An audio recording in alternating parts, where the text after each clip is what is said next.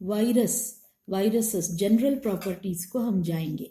These are obligate intracellular parasites, माने condition compulsorily ये intracellular ही रहते हैं, सेल के अंदर ही रहते हैं। They depend on host for replication के लिए होस्ट के ऊपर, जिसको जाके वो इन्फेक्ट करते हैं वो सेल के ऊपर डिपेंड करते हैं। They have no cellular organisation. जैसे बैक्टीरियल सेल में आप देख सकते हो, उसको न्यूक्लियस है, उसको प्लाज्मिड है, उसके पास फ्लैजिला है, उसके पास सीलिया है, क्रोमोसोम्स, ऐसा सेल ऑर्गेनाइजेशन रहता है सेल्स में। पर यहाँ वायरस में ऐसा ऑर्गेनाइजेशन नहीं रहता।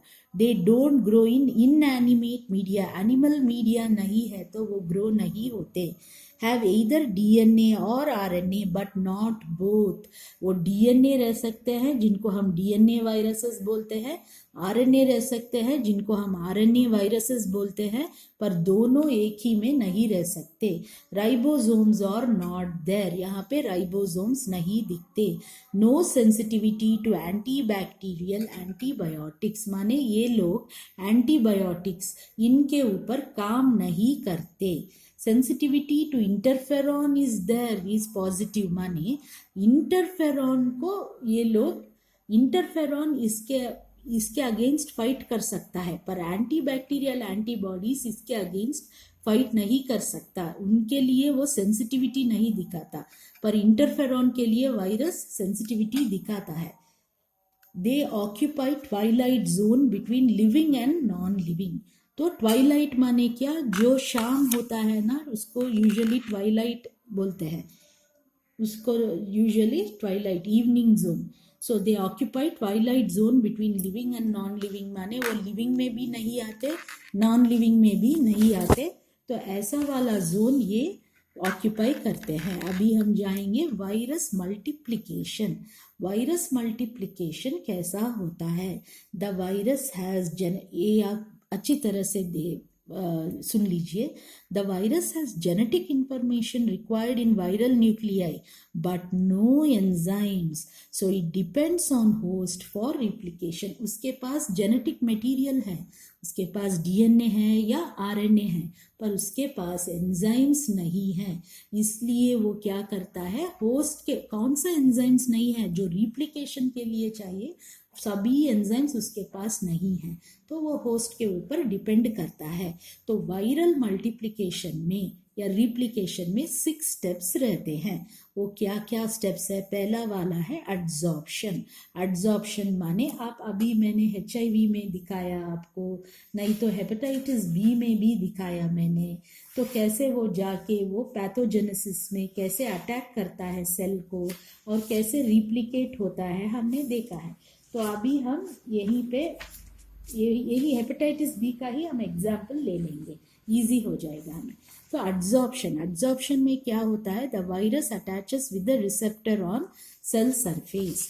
तो आप देखो यहाँ पे वायरस आके रिसेप्टर को अटैच किया, तो ये क्या हो गया? एड्सॉर्प्शन हो गया।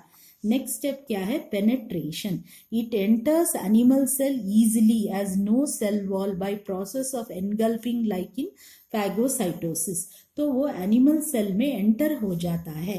एंटर होना माने इंटरनलाइजेशन। ऐसे कैसे हो रहा है? ये फैगोसाइटोसिस माने एनगल्फ करता है ये जाके इसको, तो ऐसे आके वो इंटरनल हो जाता है, उसको हम पेनेट्रेशन बोलते हैं। उसके बाद अनकोटिंग होता है। The outer layers of the virus are stripped off by lysosomal enzymes and nucleic acid is released into the cell. आप देख सकते हो यहाँ पे इसका अनकोटिंग हुआ है, यहाँ पे कोट गया है, ये कोट लाइसोजाइम एंजाइम से गया है और न्यूक्लिक एसिड्स बस सेल में रिलीज हो गए हैं। अनकोटिंग के बाद biosynthesis, synthesis of nucleic acid, capsid, protein and various enzymes required for viral replication और सिंथेसाइज्ड। तो यहाँ पे क्या हो जाता है? नेक्स्ट स्टेप में वो वायरस को क्या क्या न्यूक्लिक एसिड चाहिए, उसको प्रोटीन्स चाहिए, सब अभी सिंथेसाइज होता है। तो यहाँ पे देखिए आप, mRNA हुआ, उसके बाद यहाँ पे प्रोटीन सब सिंथेसाइज हुआ, फिर ये सब ऐसे असेंबल होने का, तो सिंथेसिस होता है। तो डीएनए वायरस भी सिंथेसिस न्यूक्लियस में होता है और आरएनए वायरस में सिंथेसिस साइटोप्लाज्म में होता है। तो सिंथेसिस में क्या क्या होता है, मैंने HIV और हेपेटाइटिस बी में बोला है, ट्रांसक्रिप्शन, ट्रांसलेशन, उसके बाद रिप्लिकेशन ऑफ न्यूक्लिक एसिड, उसके बाद synthesis of structural proteins. Central dogma आपको मालूम है, पहला ट्रांसक्रिप्शन होने का, माने डीएनए से एमआरएनए बनने का, उसके बाद ट्रांसलेशन होने का, उसके एमआरएनए से क्या बनने का, टीआरएनए और प्रोटीन्स वो सब बनने का, उसके बाद टीआरएनए से प्रोटीन्स बनने का। तो ऐसा सेंट्रल डोग्मा जाता है। तो ये सभी बायोसिंथेसिस में होने का, वायरल मल्टीप्लिकेशन के बायोसिंथेसिस में। नेक्स्ट होता है मैच्योरेशन। मैच्योरेशन माने क्या, assembly of daughter virions in the host nucleus और साइटोप्लाज्म। तो ऐसा वायरॉन्स जो बनते हैं, इनका सब कुछ अभी देखो यहाँ पे असेंबल हो रहा है, प्रोटीन्स, आरएनए, डीएनए, ऐसे करके ये सभी वायरॉन्स, एक ही नहीं रहता, बहुत सारे वायरॉन्स रहते हैं, ये सभी असेंबल होते हैं। Non enveloped virus and enveloped virus में एक डिफरेंस आ जाता है। The virion is fully developed intracellularly. जब भी नॉन एनवेलप्ड वायरस रहता है वो फुल्ली सेल के अंदर ही फुल्ली डेवलप हो जाता है। अगर एनवेलप्ड वायरस है तो these are not fully developed, they get enveloped by budding from the host cell membrane. तो उनका एनवेलप उनको कैसे मिलेगा, एनवेलप्ड वायरस जब वो बाहर आ रहे हैं होस्ट सेल से बडिंग होके, तब वो होस्ट सेल का मेम्ब्रेन ही अपना एनवेलप करके बाहर लेते हैं। मैंने ये वाला HIV पैथोजेनेसिस में आपको दिखाया है। उसके बाद रिलीज हो जाते हैं। In bacterial viruses release is by lysis of cells. तो वो सेल ही ब्रेक हो जाता है, बैक्टीरिया सेल ही ब्रेक होने के बाद ये वायरस बाहर आता है। पर in animal viruses usually no lysis but by budding. तो एनिमल वायरसेस में कैसा होता है, बडिंग के साथ वो बाहर आ जाते हैं। तो ये हुआ वायरल मल्टीप्लिकेशन के बारे में। अभी हम जाएंगे कल्चर ऑफ वायरसेस। तो ये एक टॉपिक है, culture of viruses. Viruses can be cultured इन, एक ऑर्गन कल्चर, नहीं तो ये हम ऐसे भी बोल सकते हैं, ऐसे भी पूछ सकते हैं, what are the types of tissue culture या what are the types of cell culture, तब भी ये हम ऐसे लिख सकते हैं। तो viruses can be cultured in organ culture, explant culture और सेल कल्चर। ऑर्गन कल्चर माने क्या है, small bits of specific organ is used to culture the virus which are pathogens of that organ. यहाँ पे वो ऑर्गन का कौन सा भी, ट्रेकिया ले लीजिए आप या लिवर ले लीजिए, वो ऑर्गन का छोटा छोटा छोटा बिट्स बना देते हैं और कल्चर मीडियम में डाल देते हैं, वो ऑर्गन कल्चर है। फॉर एग्जाम्पल ट्रेकिया को कहाँ पे यूज कर रहे हैं, ट्रेकिया लेके छोटा छोटा बिट्स करके ऑर्गन कल्चर को कोरोना वायरस आइसोलेशन के लिए हम लोग यूज कर रहे हैं। एक्सप्लांट कल्चर, एक्सप्लांट कल्चर माने ये, इसको earlier it is known as tissue culture. कुछ देर पहले इनको टिश्यू कल्चर भी बुलाया जाता था। यहाँ पे क्या करते हैं, minced tissue is grown in explant embedded in plasma cells. वो टिश्यू को लेते हैं और कौन सा भी ऑर्गन का टिश्यू लेके मिन्स कर जाते हैं, माने बहुत ही छोटा पीसेस बना के उसको एक प्लाज्मा सेल में ग्रो कर देते हैं। एम्बेडेड माने उसके अंदर डाल के एक्सप्लांट की तरह ग्रो करते हैं उसको। तो ऐसा वाला एग्जाम्पल है adenoid tissue explant, adeno virus isolation. Next आता है सेल कल्चर, ये बहुत इंपॉर्टेंट है। Tissue is dissociated into cells, tissue को अलग अलग सेल्स में ब्रेक कर देना by proteolytic enzymes. Then cells are washed, उसके बाद सेल्स को वॉश करके put in the growth medium with antibiotic. क्यों एंटीबायोटिक डालने का, ताकि बैक्टीरिया नहीं, हमें वायरस ग्रो करने का, इसलिए एंटीबायोटिक डालते हैं ताकि बैक्टीरिया ग्रो नहीं होने का। तो ये सेल कल्चर लाइन 3 टाइप का है। सेल कल्चर लाइन कितने टाइप का है, 3 type. Primary cell culture, diploid cell culture strains, continuous cell lines. Diploid cell strains बोल सकते हैं। Primary cell culture, normal cells from body और यूज्ड, नो सीरियल। ये इनमें सभी में डिफरेंस क्या है, मेन डिफरेंस इनमें, क्या तुम सीरियल कल्टीवेशन कर सकते हो या नहीं, इसके मतलब है बार बार इसमें कल्टीवेट कर सकते हो या नहीं, या कल्टीवेट कर सकते हो तो तुम कितने बार कल्टीवेट कर सकते हो, इनमें मेन डिफरेंस यही रहता है। तो no serial, primary cell line में तुम सीरियल सब कल्टीवेशन नहीं कर सकते हो। एग्जाम्पल है monkey kidney, human embryonic kidney.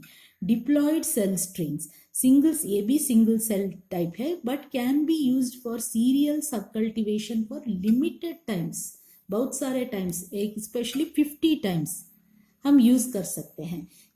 तो इसका एग्जाम्पल है ह्यूमन फाइब्रोब्लास्ट, माने 50 टाइम्स हम इसको कल्चर करके करके यूज कर सकते हैं। Next, continuous cell lines mean cell derive from cancer cells को ये एबिलिटी रहता है केपेबल ऑफ सीरियल, बार बार कितने भी बार चाहिए तुम इसमें सीरियल सब कल्टीवेशन कर सकते हो।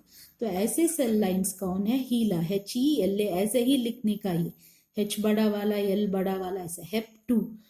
पर ये क्या है, ये कंटिन्यूअस सेल लाइन को हम स्टोर करना पड़ेगा, कितने डिग्रीज में, -70 डिग्रीज में इसको स्टोर करना पड़ेगा, और जब भी हमें चाहिए हम इसको बाहर निकाल के ये हम यूज कर सकते हैं। तो ये हो गया हमारा कल्चर, सेल कल्चर लाइन। अभी हमने ग्रो किया, कहाँ पे ग्रो किया, कल्चर में ग्रो किया, सेल कल्चर में सोचो, नहीं तो ऑर्गन कल्चर। हमें कैसे मालूम होगा कि वायरस वहाँ पे ग्रो हुआ कि नहीं, तो इसके लिए ये मेथड, इस ऐसे हम लोग उसको आइडेंटिफाई करते हैं। पहले है cytopathic effect, virus causes morphological changes visible under microscope like syntium formation or cytoplasmic vacuolation। तो यहाँ पे क्या हो जाता है, वायरस जो है, जो ग्रो हो रहा है ना, वो कल्चर में जो सेल्स है उसमें विजिबल चेंज, माइक्रोस्कोप के अंदर देखा तो विजिबल चेंजेस मिलते हैं। नॉर्मली सेल्स, कल्चर सेल्स ऐसे रहते हैं, पर सिंटियम फॉर्मेशन माने एक सेल ऐसे ज्वाइन होके सिंटियम बन जाता है, इसको सिंटियम। तो ऐसे हो गया ये सेल्स, तो उसका मतलब है वहां पे वायरस ग्रो हो रहा है। नहीं तो ऐसे अच्छा वाला ऐसे है सेल्स, उसमें वैक्यूलेशन हो जाता है, बड़ा बड़ा वैक्यूल्स आ जाता है, ऐसे वाला चेंज हो गया तो माइक्रोस्कोप में ये सेल्स में तब हमें मालूम हो जाएगा कि ओ इसमें वायरस ग्रो हो रहा है। तो ये साइटोपैथिक इफेक्ट है। एक और है metabolic inhibition, normally due to metabolism cell culture turns acidic, but if virus is there, metabolism inhibition occurs and no acid is produced, so when indicator color does not change। तो normally क्या हो रहा है, normal sales में क्या होता रहता है, ऐसे वाला नॉर्मल सेल्स में मेटाबॉलिज्म होता रहता है और एसिड प्रोड्यूस होता रहता है। आप सोचो ये नॉर्मल सेल्स को अभी एक वायरस आके अटैक कर दिया, ये अटैक कर दिया तो ये मेटाबॉलिज्म नहीं होता, ये जो एसिड है ये प्रोड्यूस नहीं होता। अभी आप ये एक लिटमस पेपर डाले, सोचो ये लिटमस पेपर कुछ भी चेंज नहीं दिखाता, तो इंडिकेटर है लिटमस पेपर, तो indicator shows no change. Next हुआ heme absorption, if heme agglutination viruses grow in culture and guinea pigs RBC is put there, adsorbed to the cell surface, absorption of RBCs on the cell surfaces आकर। तो ये एक haem absorption एक property रहता है कुछ वायरसों का, specially orthomyxo virus, influenza viruses का। ये वायरस सोचो और उसका ये हीम अग्लूटिनिन, ये सोचो ये उसका स्पाइक्स है, हीम अग्लूटिनिन स्पाइक्स है। ये इसका प्रॉपर्टी क्या रहता है, जब भी कोई भी आरबीसी उसके पास आ जाता है, ये आरबीसी उसको ऐसे अडीर हो जाता है, इसको हम हीम एब्जॉर्प्शन बोलते हैं। जब आरबीसी इस हीम अग्लूटिनिन को एब्जॉर्ब माने सरफेस टच होना, अब्जॉर्ब माने अंदर जाना, एब्जॉर्ब माने सरफेस के ऊपर ही टच होना, ज्वाइन होना, ऐसे हुआ तो इसको हीम एब्जॉर्प्शन बोलते हैं।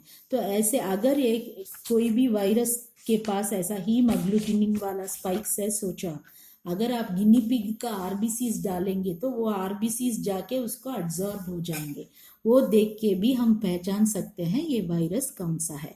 ये सभी क्वालिटेटिव है। अभी क्वांटिटेटिव असेस में दो आते हैं, एक है प्लेक असे, एक है पॉक असे। प्लेक असे माने the viruses form small areas of cell lysis on the monolayer, माने एक सेल कल्चर जैसा लेते हैं, वो तो अगर आप एक सेल कल्चर ले लो, आप ये सोचो, आप ये एक सेल कल्चर है और ये सब कुछ सेल्स है, ऐसा ऐसा है।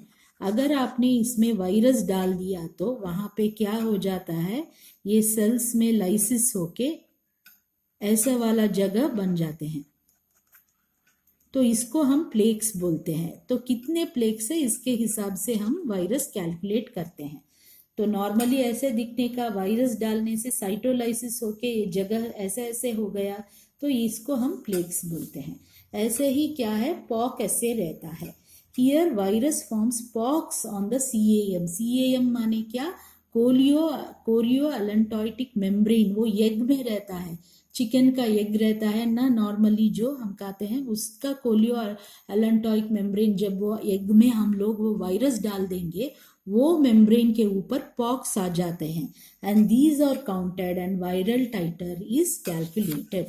तो ये काउंट करके हम लोग वायरल टाइटर कैलकुलेट कर सकते हैं। तो ये इसका मैं बोलती हूँ आपको, ये सोचो आप, ये एक एग है, चिकन का एग है, ये चिकन है, सोचो आप, वो एम्ब्रियो है, और ये होगा कोरियो एलेंटोइटिक मेम्ब्रेन, ये होगा कोरियो एलेंटोइटिक मेम्ब्रेन। अभी आपने इसमें वायरस डाला, तो ये वायरस डाला तो ये जाके ये कोरियो एलेंटोइटिक मेम्ब्रेन में पॉक्स बना देता है, ऐसा ऐसा ऐसा करके। तो तब हम ये पॉक्स काउंट करके हम बता सकते हैं वायरस के टाइटर के बारे में।